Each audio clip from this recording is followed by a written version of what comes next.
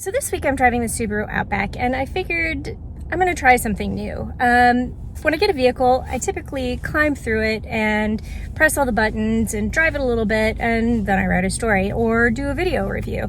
But a lot of times I don't show what's going on inside my head while I'm doing those things, and so I figured it might be worthwhile to take you with me on the journey and show you a little bit of what I'm seeing without getting technical and looking at data and mentioning horsepower, torque, that kind of stuff. So this is just a little bit of what I'm seeing while I'm driving the all-new 2020 Subaru Outback.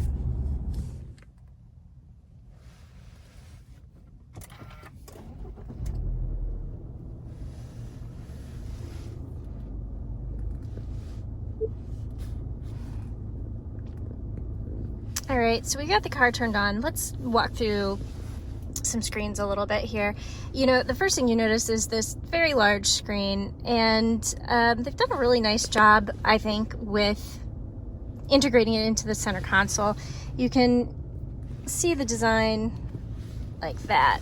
So let's just kind of press around on here. You know, on a press preview, this was the first time I drove this, you don't often hit all the buttons and see what everything does. What's that? Oh.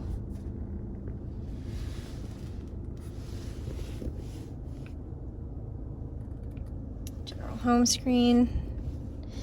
One interesting thing I know that Subaru has done is this is a separate, basically, processor to this, the top part of the screen, so that they can, it doesn't take as much memory, and this will load faster and then doesn't affect how this loads. And I will say, yes, it is 46 degrees, and yes, I do have my heated seats on and my heat. No judging. So go through there.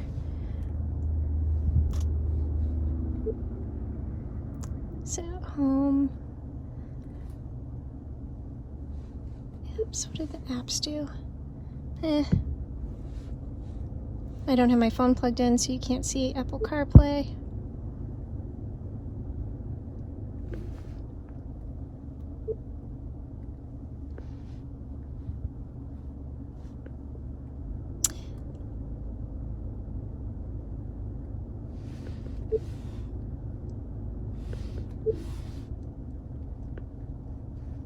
Oh, so here is where the dreaded auto stop start button is hidden. So you'll have to turn that on or off every time you turn the car on or off.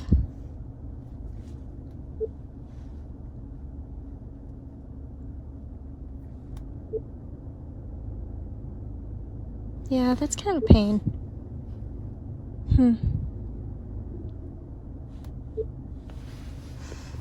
Alright, let's look at some of the other things. It's the gauge cluster. I think that looks nice and clean and neat. I don't have any problems or concerns about that. Steering wheel buttons. Ooh, heated steering wheel. Literally just swapped into this car. This is the first time I've driven it.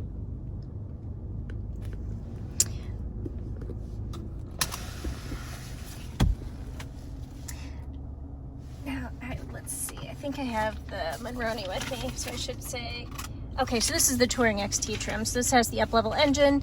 This is, you know, the top tier trim with all of the nice leather stitching. I really like that. You know, one of the things that Subaru has done a good job of is, like, all of these things are nice and they're soft touch. So, you know, it's not super overly plasticky. It feels pretty good. And the really nice thing is they've done the same thing in the back. So I'm going to take you to the back. Maybe, if the door is unlocked.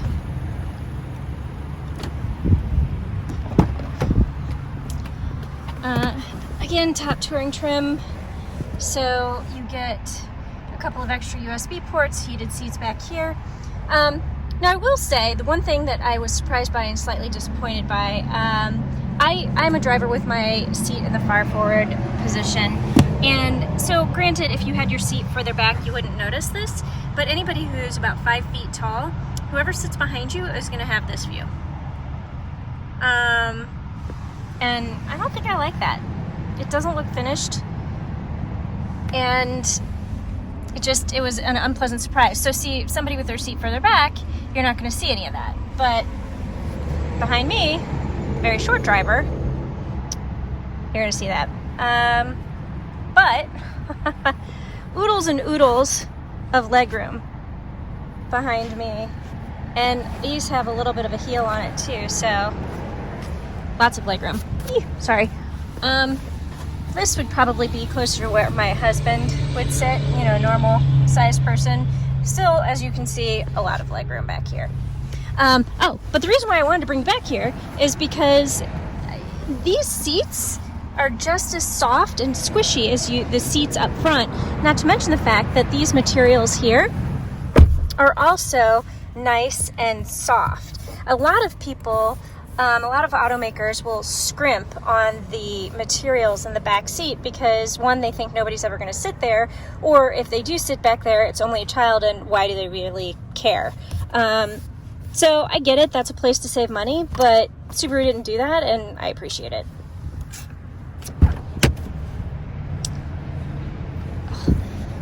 Can I move? I'm like, because I see this headrest is straight up, but this one is, pointing at my head. I wonder if there's a way to move that. Hold on a second. Ugh. Maybe not. All right, but I want that headrest, not that headrest. Okay. Let's see. While I'm doing a quick walk around, I'm just gonna go ahead and shut the engine off. Yeah, don't bling at me.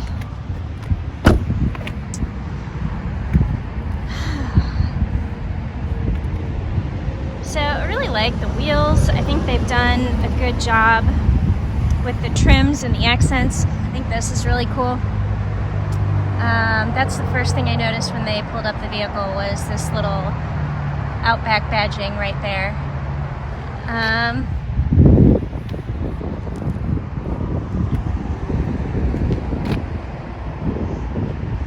So the XT models have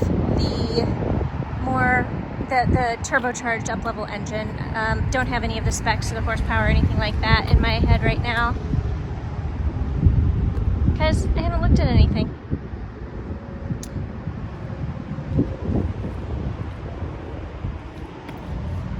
Another thing to note, so this is, I call this passive entry, and when you run your finger over it, it locks it, and then, you know, when you put your hand over the door handle, it unlocks it. And there isn't one back here, but you can set it up so that it'll unlock all the doors, or just the driver's door. I'll be honest with you, I typically, when I get a test vehicle and I get it set up, I lock the driver's door or I have it just unlock the driver's door because, you know, paranoid. I don't need to get carjacked again. And as I'm sitting here, not paying attention, I'm also going to lock the door. So nice little trimming here around the dial to adjust your mirrors. The memory seating here, not an illogical location. It's better than in the Mazda vehicles. They put the memory seats here, and I find that a little bit weird. I am going to wonder how this visibility will be. So as you can see with the car off, it's very reflective. So it'll be interesting through the test week to see, you know, if there's ever a time when that reflectivity or the angle of the screen makes it unreadable for me. This is nice, a little place for your passenger to put their cell phone or keys or something. Oh, and I do have to point out, it fits the cup holder, or it fits my cup. You know, this is my standard sized water bottle, which I think it's about 24 ounces. And it normally doesn't fit in a lot of the cup holders for vehicles. And so I like that. And it looks like they put like a little donut or a spacer in here. so that if you wanted to, like, it fits in there just a little bit better. But the one thing I did notice, because my water bottle is a little bit tall, when I put my hand on the gear shift, if I have it here, you know, I'm elbowing the water bottle a little bit. So I found on my drive today, if I just move it over one, I don't have that problem. So hopefully my passenger won't have a water bottle, and then we won't encounter any problems. But I pretty much carry that water bottle with me or something like it every time I drive. So in terms of driving impressions, literally just got this vehicle. I've just taken it out on the highway. I drove north for about 15 miles and found a park and have been just kind of taking some photos and sitting around. And so I want to say the seating position is really good. This is kind of bothering me. I haven't figured out if there's a way to adjust the headrest. I really want it to be more straight up like that one and not pointing at my head. So I'll keep working on that. I'll let you know if I figure that one out. But in one of the very first articles that I wrote about the Subaru Outback, it basically said that it's just comfortable. And it's like putting on your favorite pair of jeans, just slide behind the wheel. Everything's familiar. Everything feels good. The seats feel good. It drives well. It's just comfortable. So that's very much still a very apt analogy. That's how I feel about this vehicle. It doesn't take a lot of thought to drive it, if that makes sense. It just, you power it up and you go, and everything just feels good. I did notice on the highway, it was probably going around 70, and some of the wind noise. So this is, if you can see, a very large mirror. So I did get a little bit of wind noise coming in from the mirror. I think that's what it was. And there was also some noise from the tires. Otherwise, I think the cabin is quiet. If I turned on the, and I didn't have the radio on, so if I turned on the radio, neither of those things would probably be noticeable. I'll turn the radio on the way home, and we'll see if it makes any kind of a difference. But it's just, it was there. I heard it. Que sera. I'm a little bit peeved and annoyed by the location of the auto stop button. I feel like there was supposed to be an easier way to find it. So rather than going tap, tap, tap, tap, and, you know, then sliding it off, I feel like there was supposed to be an easier way to get to that screen, but there may not be. Anybody who's ever seen or anything that I've ever done or has read anything that I've ever written, you know that this is one of my major mega pet peeves, is the auto stop start. I don't think it operates well in any vehicle, and I just turn it off. And I would love to be able to turn it off and just keep it off because that's the way I want it, but I get it, fuel economy, can't do that. Other driving impressions, other than this headrest that's annoying the crap out of me, I like it. I do like how this car drives. I mean, it's not super luxurious, it's not super sporty, but it's a good everyday driver. It's comfortable. Like, I really like how these seats feel. The lumbar support is very good. Again, keeping in mind it's top tier touring trim. The leather is I'm like, you know, squishing. It's very nice and well pillowed and bolstered. So I like that. And it's comfortable for my frame. I'd be very curious to see how somebody who's taller than me fits in it, because I'm about 5 feet tall. And the seat bottoms and, you know, even the bolstering, everything just feels comfortable for me. So I'd be curious about somebody who's bigger and taller. I'll get my husband in the passenger seat at some point this week and have him give me his opinions. He's about 5'9" and weighs about 200 pounds. So slight size disparity there.